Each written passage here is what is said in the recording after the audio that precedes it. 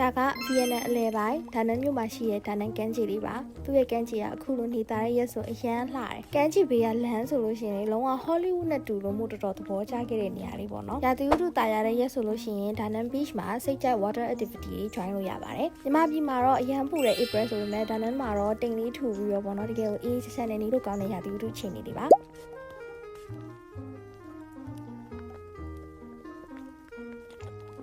ရာသီဥတုကမပူမအေးလေးဆိုတော့ရှက်လက်ရှည်အပားလေးကိုပဲမို့အပေါ် shoe top လေးနဲ့ဒီ skirt လေးဝတ်လိုက်တယ်ပေါ့နော်ဒီလေး skirt လေးဆိုလို့ရှိရင်လည်း export တယ်လေးဖြစ်တဲ့အတွက်မို့လို့ chubby girl လေးတွေဒီလိုမျိုး outfit လေးကိုခီးသွားရင်ဝတ်မယ်ဆိုပေါ့ပါနဲ့လှမှသိကြပါတယ်